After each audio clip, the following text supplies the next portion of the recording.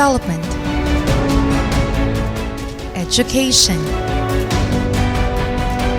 Healthcare Services, Sports Development, Waste Management,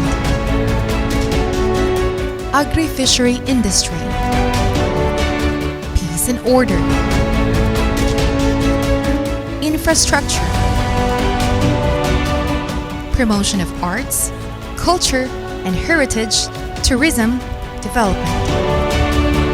The city of Bayawan is endowed with riches in many forms: vast land area, natural resources, diverse tourism attractions, deep-rooted values, and most of all, its people with their skills and talents.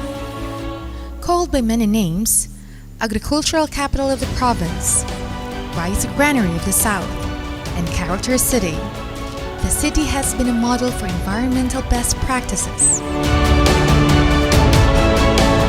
Also, with the consideration of the following as a competitive edge of the city: a total of 69,908 hectares of land, of which 66% is agricultural with sugarcane, rice, and corn as primary crops.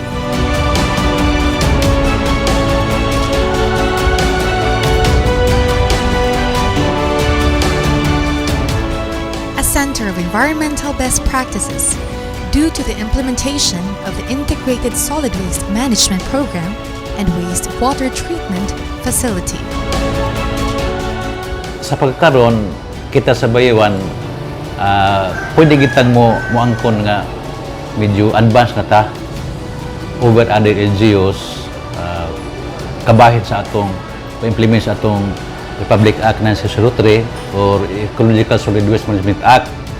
Gumikan kay masayo mo kung nakapreparar pod ang actually og tan-aw na to long journey magining atong naabot karon nga niabot ta sa punto nga daghan ang mobisita kanato, daghan na mo benchmark kay kuno na ilan ang Bayawan, pero nahitabo na gumika sa taas nga preparasyon. As early as 2003 ang Bayawan magod murag medyo palaran pod nga ni assistance sa USAID nga project ang gitabangan ta pag gamar atong 10-year Integrated Solid Waste Management Plan, dayon kapreparan tag budget including personnel para atong manage. So karon kita usa na ta sa mga few LGUs nga doon natay compliant nga sanitary landfill. Dayon naka-comply na po ta sa katong basic nga requirements sa balaod nga ang waste is segregate by the generators, meaning karon no segregation, no collection naman ta. Nya gani karon pod after in 2007 naka-implement po ta og kanang garbage fee system nga diin ang mga garbage generator mobayad sila og taxes o kanang fee nga base gid sa aktual nga basura nga ilang gipakolekta. Kaysa pa karon ni hatag mo ta og atong ordinansa nga ang kanang usa ka equivalent sa garbage nga usa ka sako semento mobayad ang generator og 2 pesos.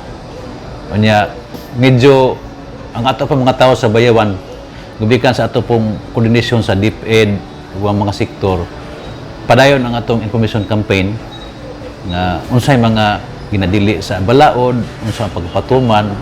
So pagkakaroon medyo hapsay-hapsay na ang Bayawan in terms of ISWM. Although maingon ta nga di pa kita muhunong niini, padayon pa kita ining atong effort labi na sa mga upland barangays. So pagkakaroon ng among direksyon is to capacitate na po sa mga atong barangay level nga Solid Waste Management Committee nga bulahan doon na napasalik kagulingon itong enforcement kadili lang din sa LGU. Although in reality maingon ta nga nahitabo na gumikan sa continuous nga support o sustained nga support sa different administration way back sa 2003 hangtod karon, different mayors na, different councilors, pero ang atong programa sa ISWM gisuportaan walay reduce nga budget gidugangan pagani gi-enhance pa atong program. So mo na usa sa mga factor nga akong nakita nga medyo advanced ta kay seryoso po ang atong mga city officials, barangay officials pag-support ani. O doon akong giingon napatay mga buluhaton nga atong i-sustain kay ako man nakita nga once mulugak punta ang atong katawhan mulugak sab. For example, kung di ta mag-stricto sa atong no segregation no collection policy, doon na siya mabalik ang dili mo segregate. Kani atong anti-littering, kung wala tayong magpadayon ng mga enforcers nga magbantay, posibleng mabalik po sila. Kaya so far, murag proud tag moingon nga nibisita na to as far as Luzon, Ilocos, no? Utanaw sa atong record dahak ng mga bisita bisan ganit sa Mindanao nga ang tuyo lang kuno gusto silang makabenchmark sa usa itong ginabuhat sa atong pag-manage sa basura nga sarang ko nila ditong mahimong basyan ng pagkopya. So, murag ingon ta nga ato ng tanan nga garbo sa Bayawan. A Gawad Kalasag Awardee for Emergency Response and Public Safety Program. Abundance of potential tourism attractions with a total of 21 recorded waterfalls, 21 recorded caves, 15 kilometers of sandy coastline,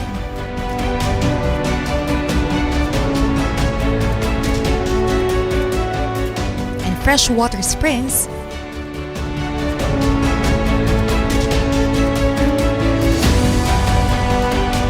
and the home of the Tao Tao Festival.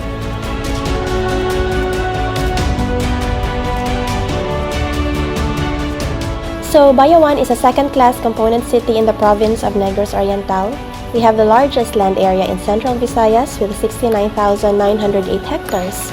So that alone, the large land area is a competitive edge because that means we have much land to develop. Okay, so we have already conducted several evaluations and assessments and explorations of our various natural heritage sites, and we have found out from our interviews and our explorations that we have we have received a reported of more than 21 waterfalls and more than 21 caves. So that's our potential. We have a lot of potential for tourism development, particularly ecotourism development.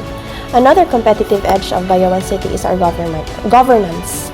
We have been known as a destination for benchmarking of best practices in government, in solid waste management, in security, in DRRM, in risk reduction and management. And those are things that are very essential in tourism because tourists will always ask, is the place safe? Is the place secure? And not only that, there is still this culture, this very rural culture in Bayawan. The people are very hospitable, they're very kind, and it's easy to talk to Bayawanans because it's evident that we have won several awards. That means people in Bayawan are people that strive for excellence.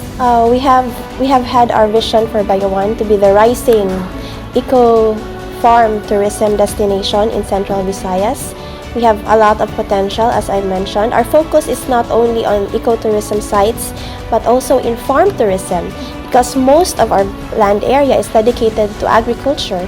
And one of the flagship programs of our government, of our national government, is the development of our farms for tourism purposes. And we also have that.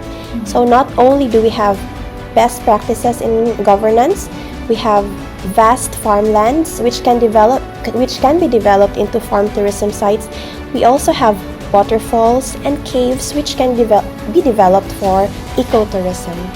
So there's so much to be expected from Bayawan in the near future, and I hope by that time we're ready to promote and people will come and really appreciate what we have in Bayawan. Yes, in Bayawan we always have a reason to celebrate, hence our tagline, Bayawan, celebrate life's harvest.